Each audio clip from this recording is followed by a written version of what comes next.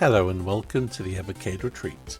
Gene Joke here, and today I'm talking about the just finished Cadey's Challenge of the game Wizard from the Atari Collection 2. Cadey's Challenge is a sort of high score challenge book club type thing hosted on the Evercade Discord with new challenges each week. The game Wizard is a wizard simulator where you control Gandalf trying to take down the Balrog. Okay, you're a wizard taking down an imp in multiple rounds to the death, but to make things more exciting, as far as I'm concerned, it's Gandalf and the Balrog. Wizard is a game that I have ranked in my ever-growing list of ranking every Evercade game ever, and it's ranked quite low, mainly because it is a one-on-one combat situation and there's not much to it. It's you defeat the enemy, you do it again over 10 rounds, and if you beat the imp over the 10 rounds, well, you've won. Great, that's it. You can do it multiplayer, and I suppose that would be more fun, but I haven't subjected anyone to that, so yeah. But I have to say that over the course of the week playing the game and learning more of the nuances to it, I have gained a greater appreciation for what it's doing. Essentially it works like this: you control your wizard who you can see on the screen. You have to take out an imp that you can't see until it's within firing range of your wizard blast thing, and only when you fire at it. The imp can pass through walls. It can also fire more often, as your wizard fire type firing fireball-y thing, ranged attack, flip thing, needs a bit of time to charge, but the closer you are to the magical flame of magical flaminess, the sooner it recharges. But if you're playing in hard mode, the imp can basically steal it, which kind of really hinders you and slows down your firing. Oh yes, I'm explaining this game really well. Let's try again. You're a wizard. There's a magical flamey thing. The closer you are to that magical flamey thing, the more often you can fire. The imp will come to you and try and attack you. When it's in range, it will fire at you. Your fire will always home in on the imp, and that's how you find out where it is, because it's invisible. The imp has a higher rate of fire than you have, so you have to be strategic about your blasts, trying to inflict damage without taking hits, keeping the imp at a distance. And you need to beat it over 10 rounds. Of course, with each subsequent round, the imp comes back more aggressive and faster. Either you're the enemy, the imp have to inflict 100 points of damage on their opponent to win a round. When you win a round, you do get healed, but maybe not for the full amount, and this becomes significant because the more damage you take, the more slowly you move, so you're getting punished for doing badly. If one round goes bad for you and you barely scrape through, you'll be struggling to begin with on the next one. Anyway, the challenge thresholds of Cadey's Challenge were to defeat 4 imps for the bronze, 7 for the silver, and all 10 for the gold. And then the platinum would be awarded to whoever defeated the imp for all 10 rounds and had the smallest amount of damage taken. Now, I actually managed to get gold really quickly on this one. I have played the game a reasonable amount before when I reviewed it, so I had a reasonable idea of what I was going into, and I breezed into the gold. But again, I had a reasonable amount of damage. I was about, 26 or 46 damage, I can't remember what it was. Someone soon got a better run than I did and finished up with 6 damage. And before long, someone else improved on that and beat it with 0 damage, which myself and a few others did manage to equal. So as it turned out, there was a number of us who got the Platinum Award for this week.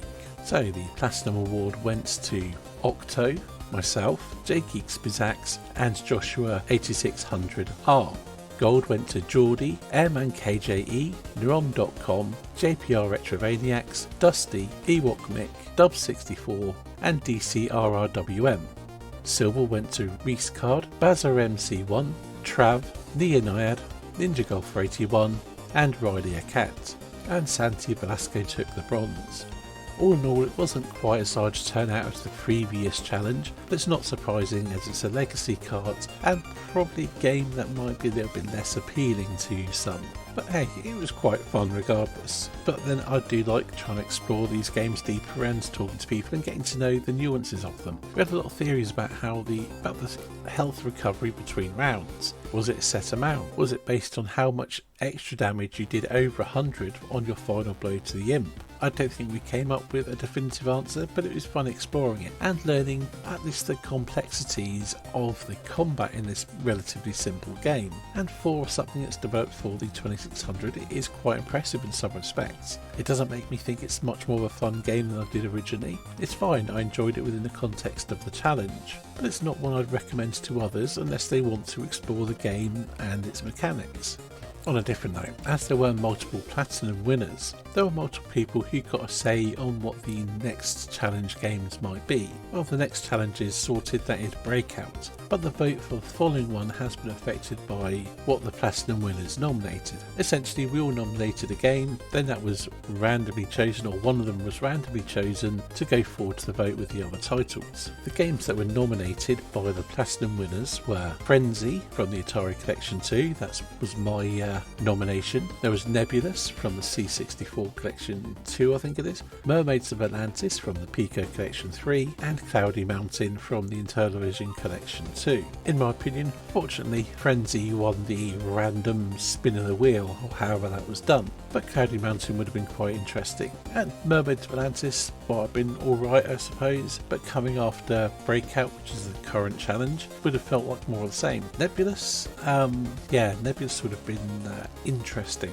That game can be quite frustrating. So anyway, after Frenzy won that random selection, it was added to the other randomly selected games, which were Desert Falcon from the Atari Collection 2 and Aquaventure from the Atari Collection 1. So the vote comes down to a choice of Atari, Atari or Atari.